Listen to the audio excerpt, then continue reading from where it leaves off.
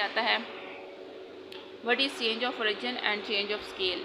अब change of origin का मतलब होता है कि वो चीज़ जिससे हम सपोज जैसे हम इसकी बात करें एक्स वाई एंड सी, ये हमारे पास 3 एक्सिस होते हैं। तो हमारे पास हमने जब हम कोई ग्राफ मतलब रिप्रेजेंटेशन कर रहे होते हैं तो अगर कोई लाइन हमारे पास इधर ज़ीरो से इधर से स्टार्ट हो रही है मेन से, तो हम कहेंगे सपोज इस तरीके से, या ये हमारे पास ज़ीरो है और इधर से हमारे पास एक कोई ग्राफ ड्रा हो रहा है, तो हम क्या कहेंगे कि ये जो लाइन है इसका ओरिजिन ज़ीरो है।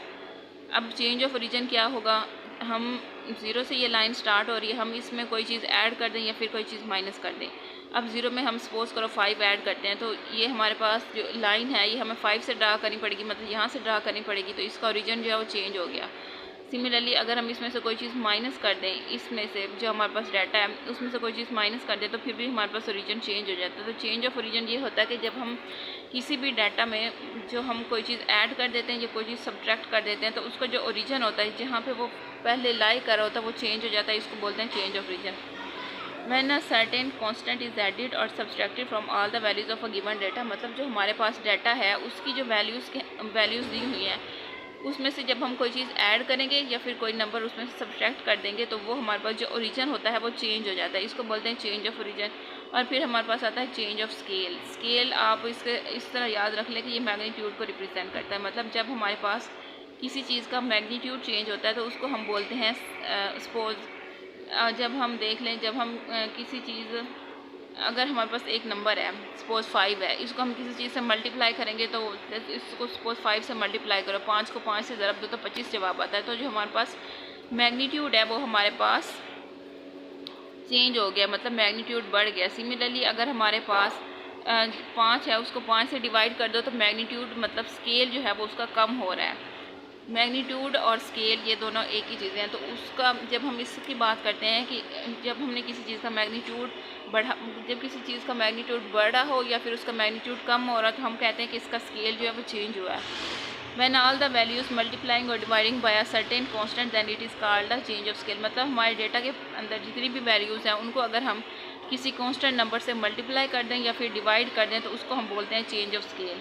And when the above two processes occur at the same time then it is called change of origin and scale. मतलब जब हमारे पास कोई चीज़ इसका ओरिजिन भी चेंज हो रहा था उसका स्केल भी चेंज हो रहा था, फिर हम उसको बोलते हैं change of origin and change of scale.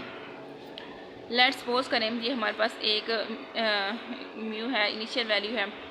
अब देखिए हमने कहा है कि जो चेंज ऑफ ओरिजिन है वो तब होता है हमारे पास जब किसी डाटा में से हम कोई कांस्टेंट वैल्यू को सब्ट्रैक्ट करते हैं। अब हमारे पास x जो है यहाँ पे डाटा को रिप्रेजेंट कर रहा है, a जो है कोई भी कांस्टेंट है, हमने इसको उसमें से माइनस किया तो ये हमारे पास चेंज ऑफ ओरिजिन हो रही है। अब नीचे आ जाएँ तो हमारे पास h एक कांस्टेंट है और उसको हम इससे डिवाइड करें हैं। तो अब हमने कहा है कि जब किसी भी डेटा से माइनस करते हैं तो वो चेंज ऑफ ओरिजिन होती है, जब उससे डिवाइड करते हैं तो चेंज ऑफ स्केल होती है। जब ये दोनों काम सेम हो रहे होते हैं, एट द सेम टाइम हो रहे हैं, तो उसको हम change of origin and change of scale बोलते हैं।